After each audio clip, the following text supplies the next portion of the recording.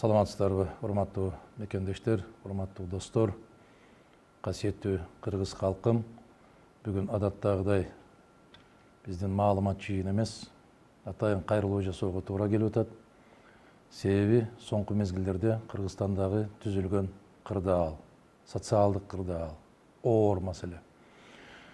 Мына бир жуманын арасында ар кандай саясий эмес коомдук уюмдар, биздин жаштар, ар кандай бирикмелер Кыргыз Республикасынын аймагына Кытайдан келген жана башка мамлекеттерден келген чет элдиктердин саны кескин түрдө көбөйүп кеткендигине абдан чоң кооптонуу менен нааразычылык айтып, ушул маселени биринчи күн тартибине коюп келишет. Мен 100% аларды колдойм.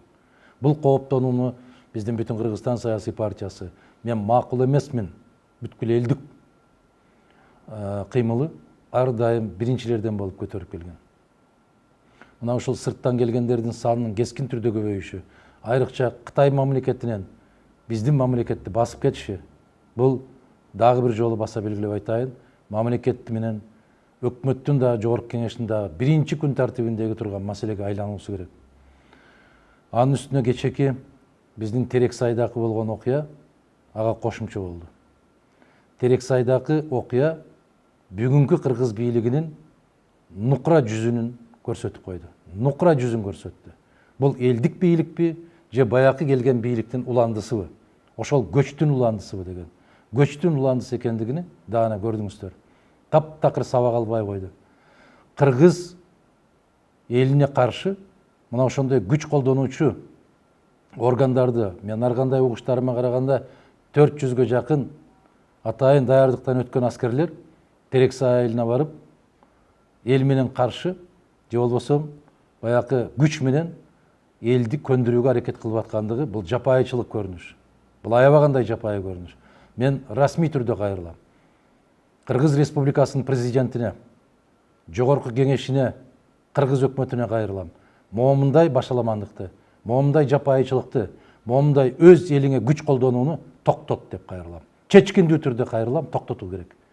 Эл деген сел, эл бир көтөрүлсө, 400 аскериң эмес, 4000 аскериңин да күчү жетпей калганын биздин соңку тарыхтар бир нече жолу тастыктады да, көрсөтүп да койду. Эгерде сабак албасаңар, көсөөнүн акылы түштөн кийин кирет дегендей, бул процессти токтотпосоңуздар, анда сиздерге да кеч болуп калышы мүмкүн. Урматтуу кыргызстандыктар, бул маселе жалгыз Терексайдын маселеси эмес. Бул маселе Кадамжайда да көтөрүлгөн. Бул маселе Тогуз Тороодо да көтөрүлгөн. Бул маселе Кыргызстандын кайсыл жеринде тоо таштарды жарып аткан болсо, касиеттүү кыргыз жерине зыян келтирип аткан болсо, жерибизди булгап, суубузду булгап, ата бабаларыбыздын сөөгү жаткан жерди тебелеп баштаган болсо, бардык жерде көтөрүлөт. Бул мыйзамдуу ар бир элдин, ар бир улуттун, ар бир мен кыргызмын деген жарандын сөзсүз түрдө ата бабаларынын рухунун алдындагы милдеттери. Баса белгилеп айтам. Мына ушул күч колдонууну, коркутууну, милицияларды жиберүүнү токтотуңуздар. Мына ушул кармалган жигиттерди, аялдарды токтоосуз түрдө кармаган жериңерден бошотууңарды талап кылам. Эгерде Кыргыз Республикасынын мыйзамдарына, конституциясына ылайык кыргыз жарандар өз эркин айтууга, топтолууга, жыйын өткөрүүгө укуктарын, мүмкүнчүлүктөрүн чектей турган болсоңуздар, мен жарыялашка мажбур болом. Биз элбиз, биз селбиз, биз бирбиз, биз чоң күчпүз. Бизди ар кандай бийлик чөгөлөтө да албайт. Болгондо да ушул эли жерибизди, биздин касиеттүү жерибизди тебелеткенге эч кимге мүмкүнчүлүк бербейбиз. Бүгүнкү бийлик, айрыкча жергиликтүү жанакы жел тамандай болуп чуркап жүргөндөр, Кытайдын болобу, башканын болобу, тамагын ичип алып, курсагыңарды томпойтуп жүргөнүңөр, бул силердин айвандык кебетеңер. Дагы бир жолу айтам, элге каршы чыкканды токтоткула. Эгерде Терексайдагы ушундай башаламандык токтобой турган болсо, мен макул эмесмин деген элдик кыймыл өзүнүн чечкиндүү жарыялоосун же болбосо чакырыгын жасоого мажбур болот. Биз бүгүн конституциялык мыйзамдын чегинен чыкпай, биздин мыйзамдарды бузбай аракеттенүүгө үндөп келатабыз.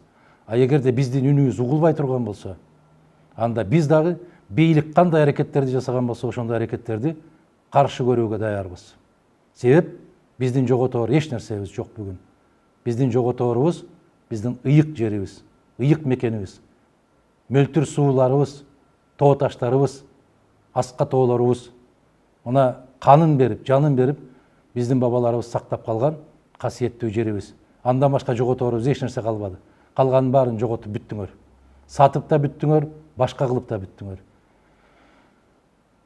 Мен каттуураак сүйлөп койгон болсом, урматтуу мекендештер, бир аз түшүнүү менен кабыл алыңыздар. Себеп монол Терексайдагы болгон жапайычылык окуяны көргөндөн кийин көкүрөгүндө, жүрөгүндө мен кыргызстандыкмын, мен кыргыздын жаранымын деген азаматтар аны кайдыгер карап тура албайт. Мени туура түшүнөсүздөр деген ойдомун. Дагы бир жолу баса белгилеп айтам. Бүгүн кеч болуп кала электе мына ушундай эл менен тирешүүнү токтотуу керек. Мына сырттагы мигранттардын келгендиги, мына соңку 1,5 жылдын ичинде 1 миллионго жакын киши кирди Кыргызстанга деп атат. Биз кайдап атырабыз аларды? Эмне жумуш кылып жүрүшөт? Ким текшерип атат аларды? Баягы Терексайдагы чыккан элдер менен күрөшкөндү азаматтарыбыз ошолор менен күрөшсөңөр, жеген наныңарды актаган болот элеңер. Мына Францияда дагы бир аз элдин толкуну болуп, өкмөттү, бийликти сүйлөшүүгө чакырып келди. Өтө текеберчилик менен көңүл бурбай койгондон кийин кече не деген элдик көтөрүлүшкө айланып кетти. Кыргызстандагы ошонун жолун кайталабасын. Бул эскертүү гана болсун. Эсиң барда этегиңди жап деген сөз бар Кыргызстанда.